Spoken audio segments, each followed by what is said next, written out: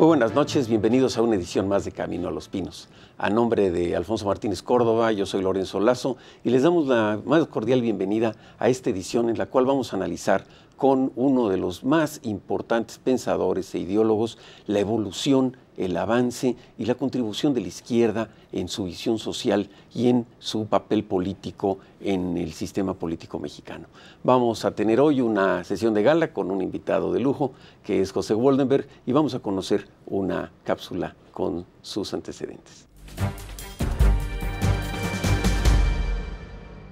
José Woldenberg Karakovsky nació en Monterrey, Nuevo León. Es uno de los intelectuales más destacados del país. Fue consejero presidente del Instituto Federal Electoral entre 1997 y 2003. Es licenciado en Sociología, maestro en Estudios Latinoamericanos con doctorado en Ciencias Políticas por la Facultad de Ciencias Políticas y Sociales de la UNAM. Actualmente es profesor en la misma universidad, donde llegó a ser fundador y líder del Sindicato de Trabajadores de la UNAM, el STUNAM. Fue director de la revista Nexos, es columnista del diario Reforma, integrante del Consejo Consultivo de la UNICEF en México y consejero de la Comisión de Derechos Humanos del Distrito Federal. Fue militante y dirigente de los partidos Socialista Unificado de México entre 1981 y 1987, del Mexicano Socialista entre 1987 y 1989 y de la Revolución Democrática de 1989 a 1991. También fue presidente del Instituto de Estudios de la Transición Democrática. En 2004 recibió el Premio Nacional de Periodismo en la categoría de reportaje y periodismo de investigación por su trabajo en la serie México, la historia de su democracia. Es autor, entre muchos otros, de los libros Estado y lucha política en el México actual, de 1976, Antecedentes del sindicalismo, de 1981, Así se vota en la República, de 1996, Memoria de la izquierda, de 1998, La construcción de la democracia, de 2003, Después de la transición, gobernabilidad, espacio público y derechos, de 2006, y autor de las novelas Las ausencias presentes y El desencanto.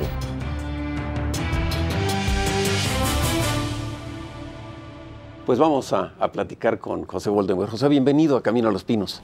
Buenas noches, muchas gracias por la invitación, Lorenzo. No, pues muchas gracias a ti por compartir con nosotros este tema.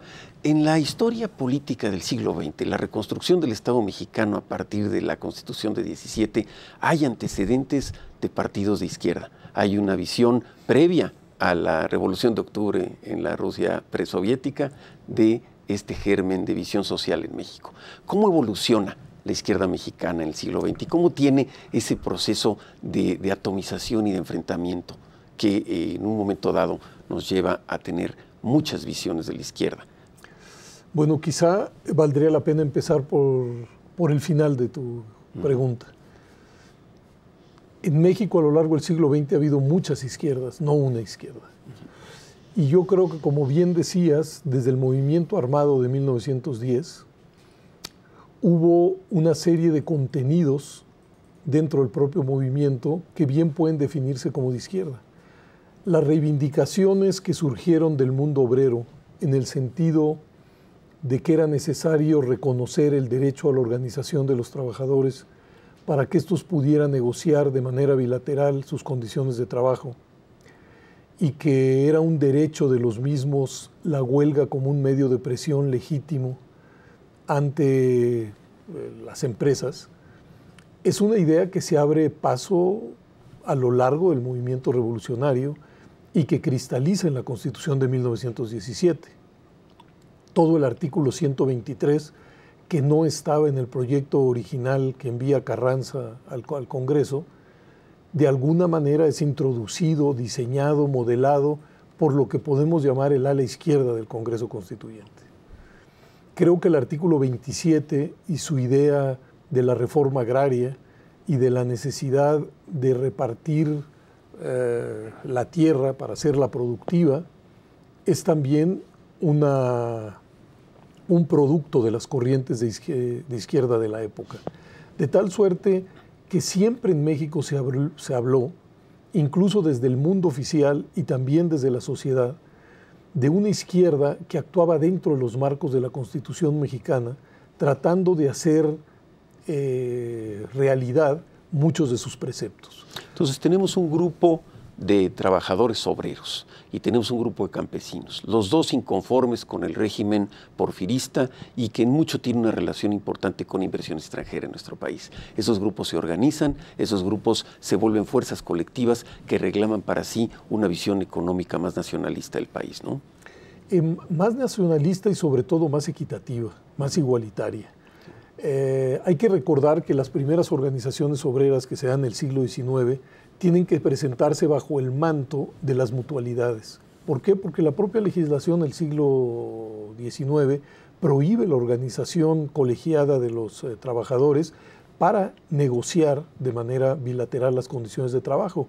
No otra cosa genera los conflictos emblemáticos de Río Blanco y Cananea, que es la búsqueda de los trabajadores por establecer relaciones bilaterales, pactadas, negociadas, con su contraparte, y la negativa rotunda a hacerlo esto. La idea general es que eso obturaba, que eso hacía nugatorio algunas de las premisas del régimen liberal, que era que la organización colegiada rompía con la posibilidad de la contratación libre de la mano de obra.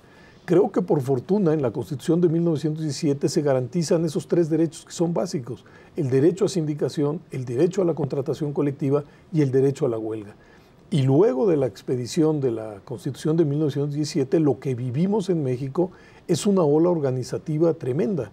Son los años en los que se crean no solamente sindicatos de empresa, sino que en los años 30 llega la constitución de los grandes sindicatos nacionales de industria. Estoy pensando en el petrolero, en el ferrocarrilero, en el minero, y a través de estas organizaciones el trabajo organizado hace sentir su fuerza. No es casual tampoco que durante el gobierno del general Cárdenas se llame este proceso organizativo de los trabajadores desemboque en la creación de una central única, la Confederación de Trabajadores de México, la CTM, que en su primer momento reúne a la diversidad de fuerzas político-ideológicas que tienen asiento en el sindicalismo mexicano. El primer secretario general es Vicente Lombardo Toledano, está ahí ya Fidel Velázquez, pero están también los comunistas. Lo que luego pasará con la CTM es otra historia. Vamos a verlo, si te parece, después de un corte. Estamos en Camino a los Pinos, un proceso interesante de la organización y los orígenes del proyecto social del México postrevolucionario.